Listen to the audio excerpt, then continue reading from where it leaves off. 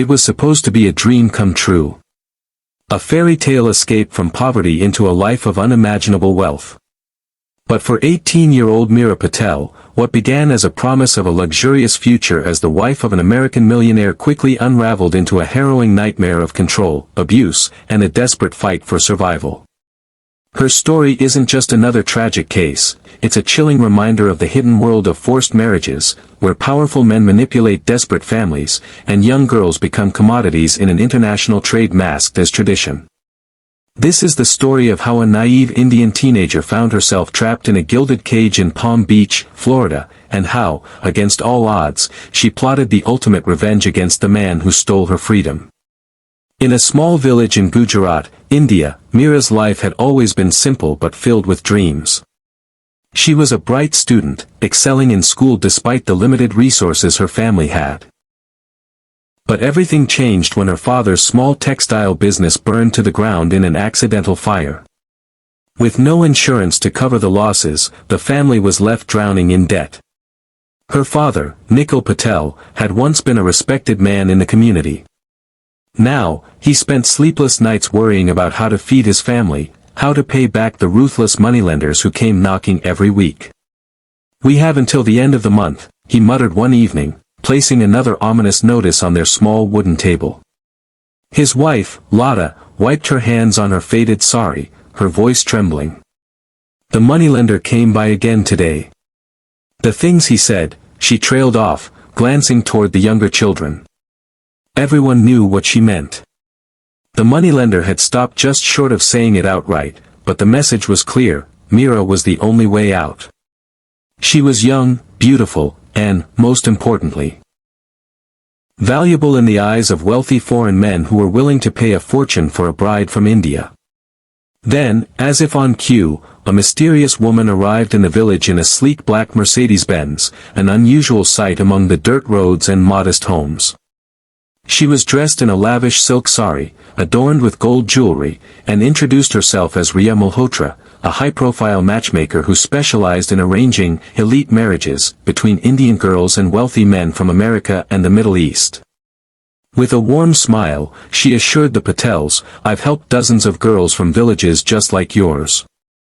Now, they live in mansions, drive luxury cars, and have servants attending to their every need." Then, she opened her laptop, showing them pictures of young Indian women wearing designer clothes, standing in front of grand estates with swimming pools, luxury cars, and glittering jewelry. "This could be Meera," she said, pointing to an image of a girl with a diamond necklace that alone could pay off their debts 5 times over. Her voice softened as she continued, "One of my clients, a wealthy businessman from Florida, saw Meera's photo from last month's temple festival. He's interested." Nikhil's head snapped up. "What photo?" Riya smiled knowingly. "It was shared on social media. My client is very selective, and Meera, she's exactly what he's looking for." Then, she revealed the man behind the offer, James Whitmore III, a 58-year-old multimillionaire from Palm Beach, Florida. James was a real estate mogul, owning some of the most expensive properties in Florida. To the public, he was a respectable businessman, a philanthropist who donated to charities and attended high-profile events. But behind closed doors, whispers surrounded him. His first wife had mysteriously vanished years ago. His second wife had divorced him under sealed court documents, leaving the details of their split shrouded in secrecy. And now, at nearly 60 years old, he was looking for a new wife, one who would be young, obedient, and isolated from everything she knew. Riya delivered the proposal with a perfectly rehearsed smile. "He will pay a dowry of $200,000. Enough to clear all your debts and secure a future for the rest of your children." For a family on the brink of losing everything, it was the deal of a lifetime. Nikhil hesitated. "My daughter is not for sale." Riya's smile remained, but her voice hardened slightly. "Of course not. This is a legitimate marriage, just expedited. Mr. Whitmore is a busy man. He prefers a simple ceremony, no unnecessary delays." That night, the Patel family barely slept. The age difference troubled them. The distance troubled them even more. Mira would be in a foreign country, far from everything and everyone she had ever known. But what choice did they have? If they refused, the moneylender would throw them out onto the streets. 3 days later, Ria returned with contracts and a video call from James Whitmore himself. The call was brief, businesslike. He barely looked at Mira, speaking in a deep, authoritative voice. "You will want for nothing. I will take care of you. You will bring honor to your family." Mira asked questions about her life in Florida, but James barely answered. Instead, Ria spoke for him. The paperwork was overwhelming, filled with legal jargon that Mira's father struggled to understand. When he noticed a document that stated Mira was 21, he frowned. "This is incorrect. She is only 18. Ria waved it off. Just a small adjustment to speed up the visa process. Completely routine. The wedding was a rushed affair, no extended family, no grand celebration. A simple ceremony was held in a small hall, with James appearing via video call for only a few minutes. That night, as Mira packed her small suitcase, she recorded a message on an old phone her cousin had given her. "Mama, Papa, if you're hearing this, I'm probably already in America. I know this is the only way to save our family. I will try to make you proud, but if something happens to me, if I stop calling, please know that something is wrong." She sewed the phone into a hidden pocket inside her suitcase, knowing it might be her only connection to the world she was leaving behind. As dawn broke, Ria arrived to take her to the airport. A first-class ticket to Miami awaited her. As she stepped off the plane, Mira looked around at the glittering lights of Miami, the towering buildings, the luxury cars zooming past. For a moment, hope flickered inside her. Maybe she would be happy here. Maybe James would be kind. Maybe this would truly be the escape her family needed. She didn't know it yet, but she had just taken the first step into the darkest chapter of her life. What awaited her behind the iron gates of James Whitmore's secluded Palm Beach estate was nothing short of a prison, and a fate worse than death. And before it was all over, someone would pay the ultimate price. Before Mira Patel found herself trapped in a gilded prison in Palm Beach, before she boarded that fateful flight to Florida, she was just a girl growing up in a small village in Gujarat, India, a place where traditions ran deep, and dreams often had limits. She was born on a humid summer night in 2005, the eldest of 3 siblings in a modest but loving household. Her father, Nikhil Patel, ran a small textile shop, one of the few in their village, that had been passed down through generations. Her mother, Lata, was a homemaker, devoted to raising Mira and her 2 younger brothers, Arav and Dev. Their home was simple but full of warmth, a 2-room brick house with a thatched roof and brightly colored saris hanging on the walls as decoration. They didn't have much, but what they lacked in wealth, they made up for in love, laughter, and strong family bonds. Even as a child, Mira was different from most of the girls in her village. While many of them spent their days helping their mothers cook or learning embroidery, Mira had an insatiable hunger for knowledge. From the moment she learned to read, she devoured every book she could get her hands on. Her favorites were the ones with stories of adventure, tales of faraway lands, strong heroines, and endless possibilities. Whenever she passed by the only library in town, she would stop and stare at the books displayed behind the dusty glass window. She dreamt of a life beyond the narrow streets of her village, beyond the expectations set for girls like her. Unlike many of her peers, who were taught that their ultimate purpose was to marry well and serve their husbands, Mira had bigger dreams. She wanted to study English literature at university. She wanted to travel. She wanted to write stories that would inspire other girls like her. "One day, I'll go to America," she would often tell her best friend, Priya. Priya would roll her eyes and laugh. "And what will you do there? Marry a Bollywood hero?" Mira would smile, undeterred. "No. I'll become a writer. I'll tell stories about girls like us. About how we're more than just brides waiting to be married off." But the world had other plans for her. Mira was one of the top students in her school. Her teachers often told her father that she had a bright future ahead of her. But in their village, education for girls was not a priority. While boys were encouraged to study, girls were often pulled out of school by the time they reached 14 or 15, expected to prepare for marriage instead. Mira, however, was determined to finish school. She would wake up at 4 a.m. every day, helping her mother cook and clean before rushing off to school. At night, she would study by candlelight, refusing to let the frequent power outages stop her. Her father, though traditional, was secretly proud of her. "You are too smart for this village, Mira," he would say, ruffling her hair. "Maybe one day, you will change the world." But deep down, she knew that her future wasn't entirely in her hands. Despite her intelligence, Mira knew that her life was dictated by the same unwritten rules that governed the lives of every girl in her village. By the time a girl turned 18, her parents were expected to start looking for a husband. If a family was too poor to afford a dowry, the girl would likely be married off to someone much older, often a man with money but questionable morals. Mira had seen it happen many times. Her neighbor, Rena, had been married off to a 40-year-old man when she was just 16. Within a year, she was pregnant and covered in bruises. No one in the village spoke about it, because it wasn't their place to question a husband's authority. Mira knew that if she didn't find a way out, this could be her fate too. Nikhil Patel was not a cruel father. In fact, he adored Mira. He had always wanted more for her, more than what this small village could offer. But when his textile business burned down, everything changed. Suddenly, their debts piled up. The moneylenders became ruthless. The threats grew darker. And the weight of responsibility fell heavily on Mira. At 18, she was not just a daughter, she was their only hope of survival.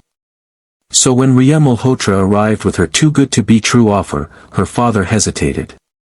But in the end, he was not thinking as a man who wanted to sell his daughter. He was thinking as a father who wanted to save his family. The night before her wedding, Mira sat with her mother under the old banyan tree near their home. Her mother gently braided her hair, the way she used to when Mira was a child. "Are you scared?" Lata asked softly. Mira took a deep breath. "I don't know." Her mother's eyes filled with tears. "You will always be my little girl." For the first time in years, Mira felt like crying. But she held it in. Because this was no longer about what she wanted. Her dreams of studying, of traveling, of writing, they all felt like distant fantasies now. This was about survival. So, the next morning, she put on the red wedding sari, forced a smile, and stepped into a future she never chose. As she boarded the plane to Florida, she thought about the books she used to read. The stories of strong heroines who faced impossible odds. She told herself that this was just another chapter in her story. That maybe, just maybe, she could still rewrite the ending. But she had no idea just how dark the next chapter would be. Because waiting for her in Palm Beach was not a fairy tale life of wealth and luxury. Waiting for her was James Whitmore III, a man with secrets darker than she could ever imagine. Waiting for her was a nightmare she would soon wish she had never woken up to. And before it was all over, someone was going to die. James Whitmore III wasn't the kind of man who would raise any suspicions at first glance. Tall, with dark brown hair that was always neatly combed, and a smile that seemed to put people at ease, he had an undeniable charm. He had wealth, status, and power, the kind of man who appeared to have it all. Born in Miami, Florida, James was the only child of James Whitmore Jr., a renowned real estate mogul, and his wife, Eleanor Whitmore, a former socialite. The Whitmore family was well respected in Palm Beach circles, their luxurious home overlooking the Atlantic Ocean, their name synonymous with success and exclusivity. But behind the gilded walls of his family's mansion, James had been shaped by a different reality, one far darker than anyone could have known. From a young age, James was forced to live up to a legacy that seemed impossible to fulfill. His father, a demanding and cold figure, expected nothing short of perfection. Every failure was met with harsh reprimands. His mother, though loving, was often too preoccupied with maintaining the family's social image to provide the emotional support he needed. As a child, James exhibited signs of emotional instability that his parents brushed aside as quirks. He struggled with empathy, often lacking the ability to form meaningful connections with others, even though he had an innate understanding of how to manipulate his social environment. In school, James was a model student, excelling academically, yet his teachers described him as distant, often the first to volunteer in class, but always pulling away from others during group activities. It was clear that while he had an innate intelligence, he also had a deep, unresolved emptiness that no one seemed able to address. As James entered adulthood, the cracks in his persona began to widen. By the time he turned 25, he had already earned a reputation for being somewhat of a ladies' man, his charm and charisma easily winning over women, but his relationships always seeming to end abruptly and mysteriously. In fact, there were whispers among his ex-girlfriends about strange, unsettling behavior. Some spoke of outbursts of anger, moments when his charm would give way to a deep rage that could be terrifying. One of his former partners, Samantha Keller, described an evening when he had become unreasonably jealous and lashed out at her over something trivial.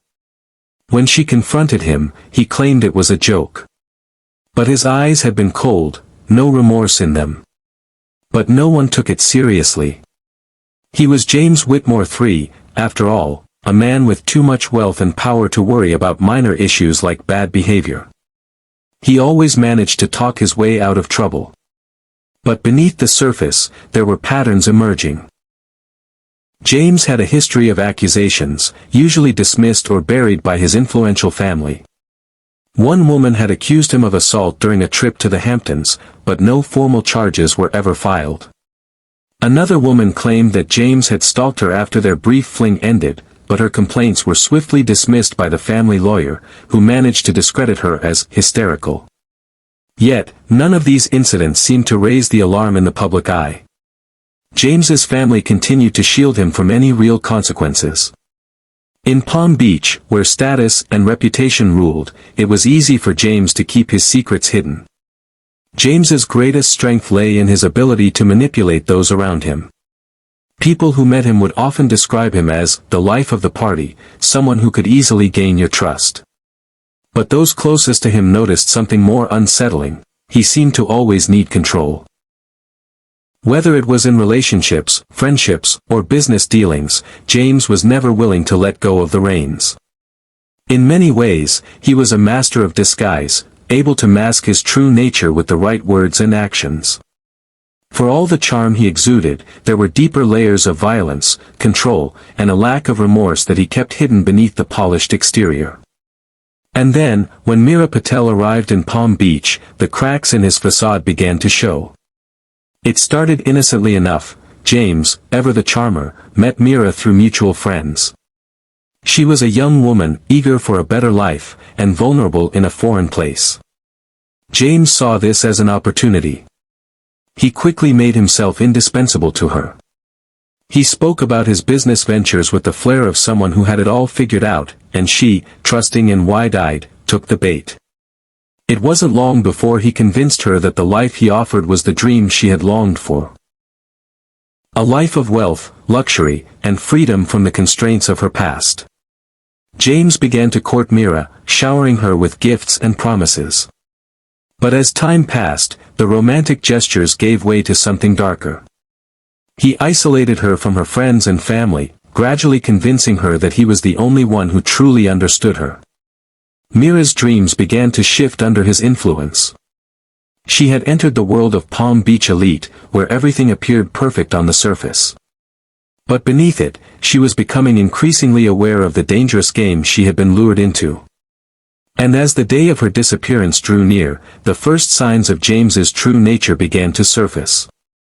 The news of Meera Patel's disappearance spread like wildfire through Palm Beach. A young woman, known for her innocence and charm, had suddenly vanished without a trace. The community was shaken. The luxurious neighborhood, usually the site of glitz and glamour, was now the backdrop to a mystery that no one could comprehend. Authorities were quick to respond. The local police, along with the FBI, launched an investigation into the case, fearing the worst. Given the high-profile nature of the case, the media began to cover every angle, eager to piece together the story behind this shocking event. But despite the extensive search efforts, nothing pointed to where Meera had gone. The Patel family was devastated. Meera's father, Nikhil, made a public plea for his daughter's safe return. His voice cracked with emotion as he begged anyone who knew anything to come forward. "My daughter," he said, "has only just begun to live her life. Please bring her back to us." But the days dragged on, and there were no answers. Local authorities scoured the beaches, nearby forests, and the area surrounding the Whitmore estate. They found nothing that seemed to indicate a clear direction. Surveillance footage from local businesses and public areas was reviewed in a meticulous attempt to track Meera's movements. Yet there was a strange gap in the timeline, hours unaccounted for when it seemed as though she had vanished into thin air. Then, a key piece of evidence emerged. It wasn't a body or even a trace of blood. It was something far more telling, a security camera outside the Whitmore estate that had caught a glimpse of Meera entering the property the night she disappeared. She was seen walking towards the house with James Whitmore. At first glance, it appeared like a normal evening. But there was something about the way she looked back towards the gate, almost as though she knew something wasn't right. Witnesses later reported hearing a loud argument coming from the estate that evening. A neighbor described hearing Meera's voice raised in anger, but the conversation abruptly stopped shortly afterward. The authorities had their first lead. James Whitmore was now the prime suspect. In the weeks following Meera's disappearance, James's behavior became increasingly erratic. He made several public statements expressing his grief, but there was something about them that seemed off. His responses to police questions were vague, and he seemed more focused on protecting his family's name than on finding the woman he had supposedly cared for. The authorities began to dig into his past. Witness statements from former girlfriends, acquaintances, and even business associates revealed disturbing patterns. People began to realize that James had a history of controlling behavior, of treating women like possessions and discarding them once they became inconvenient. It wasn't long before the authorities uncovered the extent of his manipulation and the psychological games he played on those who crossed his path. As investigators dug deeper, they uncovered a chilling discovery. DNA evidence from the Whitmore estate matched samples taken from Meera's clothing, suggesting she had indeed been there, likely violently taken against her will. And with that, the case took a turn that no one could have anticipated. James Whitmore III was no longer a man in mourning. He was now a suspect, and the net was closing in on him. It was a rainy afternoon when the FBI and local authorities finally closed in on James Whitmore III. Despite the overwhelming evidence mounting against him, James had continued to portray himself as an innocent man, grieving the loss of the woman he allegedly loved, who had mysteriously disappeared. For weeks, he had been playing the role of the devastated boyfriend. But behind the scenes, law enforcement had been meticulously putting together a case against him. The turning point came when new forensic evidence, blood traces, fingerprints, and cell phone records, all pointed directly to the Whitmore estate. The authorities had tracked James's movements, using phone data that placed him at the estate late into the night of Meera's disappearance. A witness who had been nearby reported hearing loud, disturbing noises coming from the estate, sounds that they later described as screams. But it was the final piece of evidence, a hidden surveillance camera that had recorded James leaving the estate around the time Meera's disappearance was noted, that sealed his fate. As law enforcement closed in, James was staying at his family's beachfront mansion. It was a weekend retreat, far removed from the prying eyes of the media and the public. He had spent the morning speaking with his lawyer, preparing for another round of media interviews. The tension, however, was palpable. He had no idea that his world was about to unravel. At approximately 3 p.m. on a Saturday afternoon, dozens of SWAT officers descended on the Whitmore estate. Armed with a warrant, they broke down the doors of the mansion, stormed through the lavish halls, and cornered James in his study, where he had been sitting by the window, looking out at the rain. He didn't flinch when the officers entered. He didn't resist. But the moment he saw the handcuffs, the mask of calm he had maintained for weeks cracked. For the first time, there was a flash of panic in his eyes. The authorities quickly apprehended him without incident. James, still maintaining a semblance of composure, was led away in handcuffs by the officers, his face carefully hidden from the cameras outside by his legal team. The silence was deafening, broken only by the sound of flashes from reporters' cameras and the faint murmurs of the crowd outside the mansion. The entire community, still reeling from Mira's disappearance, had gathered outside, waiting for confirmation that James Whitmore was indeed the man responsible. It wasn't just circumstantial evidence that brought James to the attention of authorities. It was the mountain of proof that pointed directly to him as the perpetrator of a heinous crime. The forensic evidence collected from the Whitmore estate was damning. Investigators found traces of Mira's blood in several rooms of the mansion, particularly in James's private study and the guest bedroom, where they had determined she had spent the night. Even more chilling, hair strands believed to be Mira's were found in James's clothing, further linking him to the crime. Then came the cell phone records, which were instrumental in proving that James was lying about his whereabouts. The data revealed that his phone had pinged multiple towers near Mira's apartment just hours before her disappearance, leading investigators to conclude that he had followed her. He had clearly been tracking her every movement, using his influence and resources to gather intelligence on her daily life. Surveillance footage taken from cameras on local streets near the Whitmore estate showed a black SUV, James's vehicle, leaving the estate around the time Mira had last been seen alive. It seemed to corroborate witness reports, who had described seeing a black SUV pulling out of the driveway just after the loud argument was heard from the estate. The final piece of incriminating evidence came from the hidden camera, which had captured James in a state of agitation and distress as he walked out of the house around the same time that Mira's phone was last active. James had been caught on tape, his body language suggesting that something had gone terribly wrong. But it was the witness testimonies that truly solidified the case. One witness, a neighbor, had heard an argument between Mira and James late that night, followed by sounds of struggling. Another witness, a maid who worked at the Whitmore estate, described seeing James acting nervous and restless in the hours following Mira's disappearance. He had even asked her to cover up the mess in the guest room, but she had refused to go near it, citing a sense of unease. If you've made it this far into the story, then you've witnessed the heartbreak, the pain, and the raw truth of what unfolded. Mira Patel's life is a story that should never be forgotten. And if this video has made you think, if it's made you feel something, anything at all, then don't let her story be lost.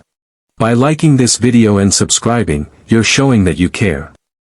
You're showing that you stand with her family, with her friends, and with all those who fight for justice. It takes just a second, but it means everything. So please, hit that like button, subscribe, and join us in making sure these stories aren't ignored. Because if you truly care, you'll take action now. This combination of physical evidence, digital traces, and eyewitness testimony created an undeniable case against James Whitmore.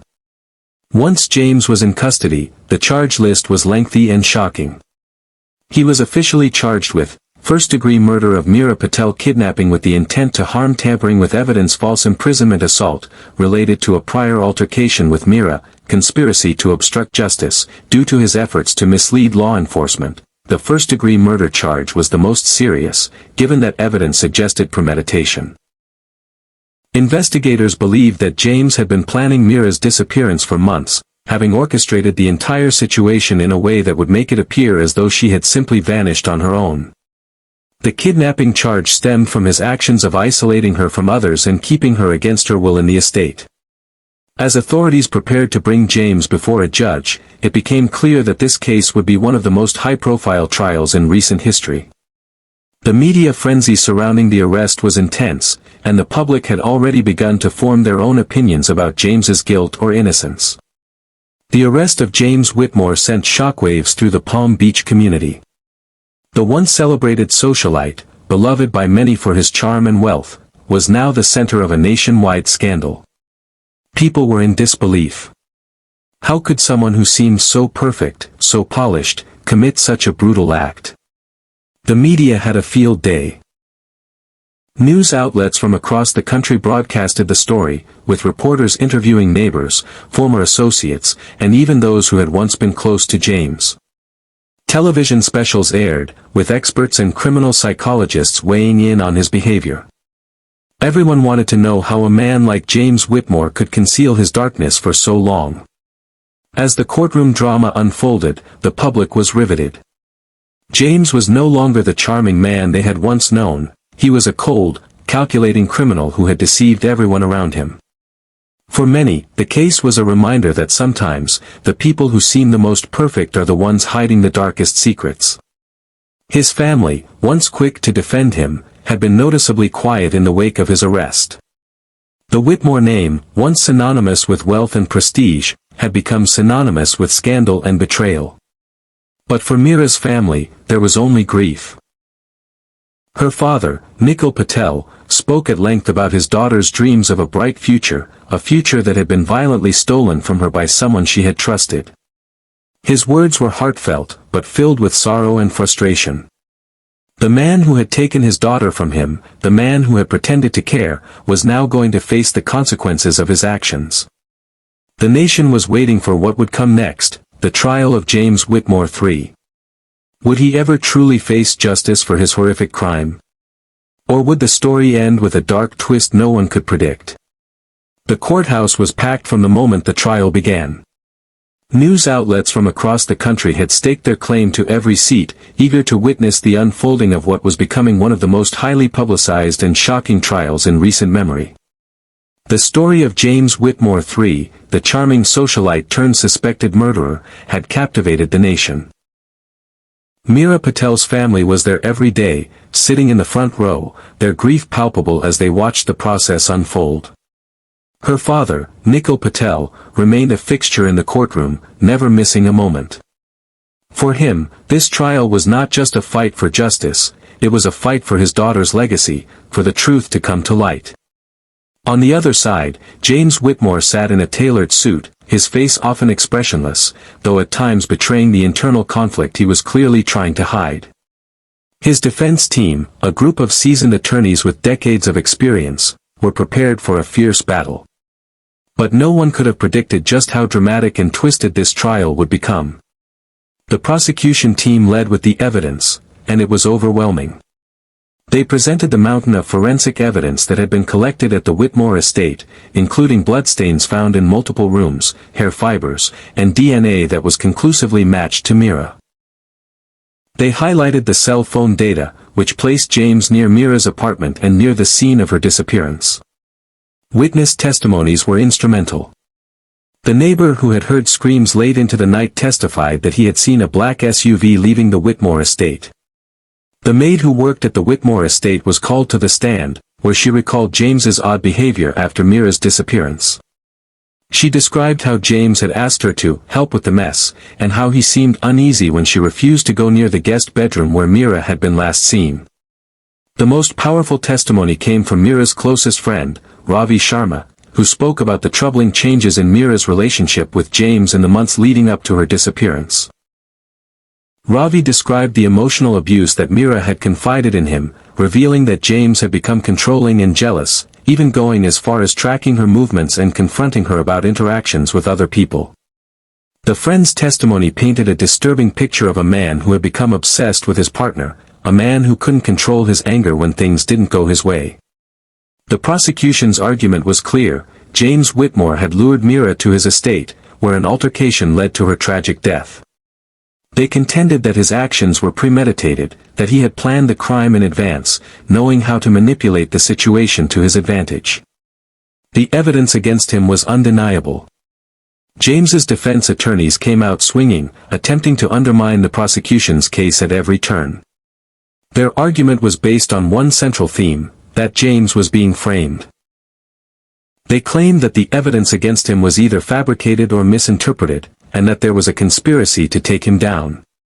The defense also suggested that the witnesses who had testified about James's behavior might have been biased, citing a history of disgruntled employees and people with personal grudges against James. They attempted to paint him as a victim of circumstance, arguing that the evidence wasn't as conclusive as it seemed and that there were still too many unanswered questions surrounding the timeline of events. Perhaps the most shocking moment came when James took the witness stand in his own defense. His demeanor was calm, even at times charming. He was a man used to the spotlight. He repeatedly denied having had any involvement in Mira's death, insisting that their relationship had been a complicated but loving one. He tearfully described his shock and devastation at her disappearance, stating that he had no idea where she had gone. However, the defense's case quickly began to fall apart when the prosecution team cross-examined James. They probed into his inconsistent statements, asking him about the blood evidence found at the estate. They questioned him about his actions on the night of Mira's disappearance, forcing him to explain his whereabouts and the discrepancies in his story. Under pressure, his calm facade began to crack. At one point, his voice trembled as he struggled to explain why there were traces of Mira's blood in his private study and on his clothes. The defense team's strategy seemed to be failing, but what happened next took everyone in the courtroom by surprise. On the fourth day of testimony, James's lawyer shocked the court by announcing that his client was willing to plead guilty to manslaughter. The plea deal, however, was not a straightforward admission of guilt. James did not take full responsibility for premeditating the murder. Instead, he claimed that the death had been unintentional, a heat-of-the-moment argument that spiraled out of control. He admitted to having assaulted Mira but denied having planned her death. The prosecutor immediately rejected the plea deal. They argued that James's actions were not just impulsive, but rather part of a pattern of controlling behavior that ultimately led to Mira's death. They contended that James had suffocated her in a fit of rage, and then, realizing what he had done, had gone to great lengths to cover it up. The argument was clear: he had murdered her, and now he was trying to avoid the consequences. As the trial entered its final stages, Nikhil Patel, Mira's father, took to the stand to deliver an emotional victim's impact statement. His voice was steady, but his pain was evident as he described the hole that Mira's death had left in his life. He spoke of his daughter's dreams, her unwavering faith, and her love for life. "We never expected this," Nikhil said. "We trusted James. She trusted him. And now, our daughter is gone. What is left for us? The life we had, it's been stolen from us. But we will keep her memory alive. We will never forget her." His statement left many in the courtroom in tears, and it was clear that his words would weigh heavily on the jury's minds as they deliberated. After nearly 2 weeks of intense testimony, the jury retired to deliberate. The tension in the courtroom was unbearable. Would they find James guilty of murder or would they accept the defense's plea for manslaughter? It took only 4 hours for the jury to return with a verdict. The entire courtroom held its breath as the judge read aloud the decision. "We, the jury, find the defendant James Whitmore guilty of first-degree murder."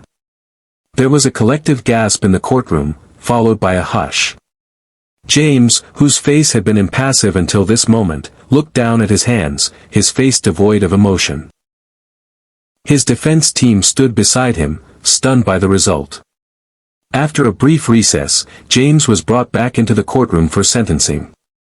The judge was resolute, and the final words were chilling.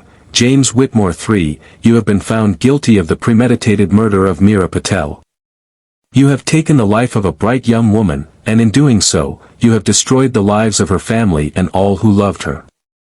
For your actions, you are hereby sentenced to life in prison without the possibility of parole." As the sentence was read, James's face remained stone-cold, his eyes betraying nothing. His family, who had once stood by him, now sat in silence. The gavel struck, and the courtroom was filled with the sound of Mira's family quietly weeping. James Whitmore's conviction brought a sense of justice, but it didn't erase the pain. Mira's family would continue to mourn her loss, even as they could take some solace in knowing that the man responsible for her death would never see the light of day again. For the community, the verdict was a reminder that sometimes, the people we trust the most can be the ones capable of the darkest deeds. But for James, the verdict was just the beginning of a life spent in darkness, behind the cold walls of a prison cell. The face that had once captivated so many would now fade into history, his name forever associated with one of the most tragic and chilling cases the nation had ever witnessed. In the wake of James Whitmore's conviction, the journey for Meera Patel's family was far from over. While the trial had provided a sense of closure, the loss of Meera remained a raw wound that would never heal. Nikhil Patel, Meera's father, found it difficult to return to his everyday life. He had lost his only daughter, and though the court had handed down justice, the absence of Meera's infectious laughter, her bright smile, and her constant support in their family's life was something no verdict could undo. In interviews after the trial, Nikhil spoke openly about his grief, acknowledging that nothing could bring Meera back. "I live in a world where my daughter will never walk through that door again," he said, his voice steady but filled with sorrow. "We'll never hear her laughter echo through the house. But we must carry on for her, because she would have wanted us to." Meera's mother, Anjali, had retreated further into herself after the verdict. She spent long hours in solitude, sometimes sitting quietly in Meera's room, going through old photographs and reminiscing about better times. The trial had been particularly hard for her, as she felt the crushing weight of the finality that came with losing her child, and the knowledge that the person responsible for her daughter's death was someone they had once considered a friend. Meera's friends, particularly Ravi Sharma, had a different kind of pain. Ravi, who had stood by Meera's side for years, found himself consumed by guilt. He had been the one to hear Meera's concerns about James's behavior, but he never suspected it would escalate to murder. Ravi spoke in interviews about the toll the case took on his own mental health, wondering whether he could have done more to help her. "It's hard," he said. "You think you know someone. You think you can trust them. But in the end, I couldn't save her." Despite their pain, Meera's family and friends chose to honor her legacy. They established the Meera Patel Foundation, an organization dedicated to raising awareness about domestic violence and mental health issues. The very issues that had surrounded her relationship with James. They held fundraisers and spoke at conferences, using Meera's story to educate others about the red flags of abusive relationships and the importance of trusting your instincts. The foundation became a way for her loved ones to channel their grief into something meaningful, hoping that through their efforts, no other family would have to endure the same heartbreak. The Meera Patel case quickly gained national attention. As the story spread, so did the public's awareness of the subtle signs of emotional and psychological abuse. What had seemed like a loving relationship on the surface was revealed to be a toxic one, and people began to recognize that abuse isn't always physical, it can be emotional, psychological, and coercive as well. In the wake of Meera's death, several lawmakers began to address gaps in the system. Advocates for domestic violence victims pushed for stronger laws surrounding stalking, harassment, and emotional abuse, areas that had previously lacked clear legal definitions.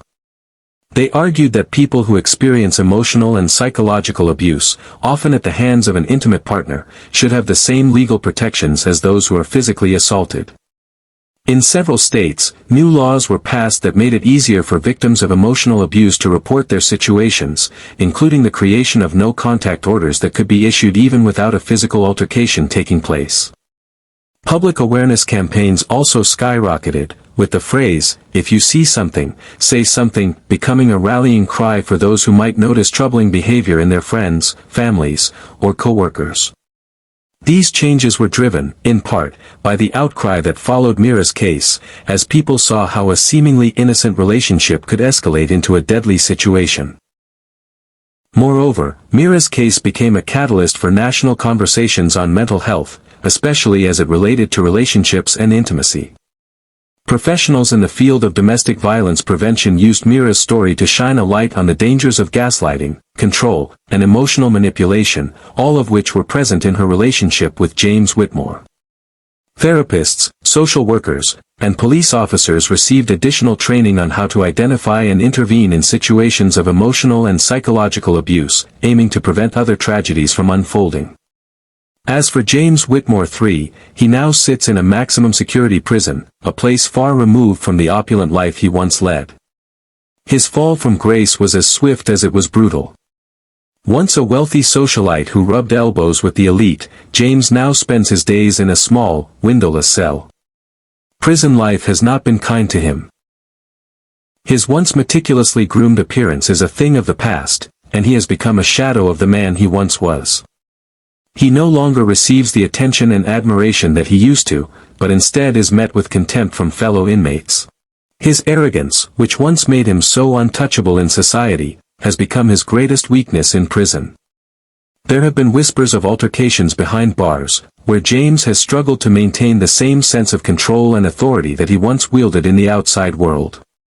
The carefully constructed image he had spent years building is shattered, and now he's just another inmate, subject to the harsh realities of prison life. Some have speculated that James may one day try to appeal his conviction, but for now, his life is marked by the crimes he committed and the person he became, a far cry from the man people once trusted and admired. The tragic death of Meera Patel is a haunting reminder of the hidden dangers that can lurk beneath the surface of even the most seemingly perfect relationships. James Whitmore's downfall serves as a cautionary tale of the lengths to which some people will go to maintain control and power over another person. Yet, in the midst of this tragedy, Meera's family and friends have chosen to honor her life in the most profound way possible. By raising awareness about domestic violence and mental health, they are ensuring that Meera's story will never be forgotten. It is a reminder to all of us that we must be vigilant, that we must speak out when we see the signs of abuse, and that we must prioritize the safety and well-being of those around us. In the end, justice was served, but the impact of Meera's death will be felt for years to come. Through the pain, the heartache, and the loss, her legacy lives on, driving change, raising awareness, and reminding us all of the preciousness of life and the importance of never turning a blind eye to the suffering of others. As we close this chapter on Meera Patel's life and her tragic end, we are left with a final thought: no one should ever have to live in fear of the person they love. We must continue to fight for a world where love is never used as a weapon, and where victims like Meera are no longer silenced.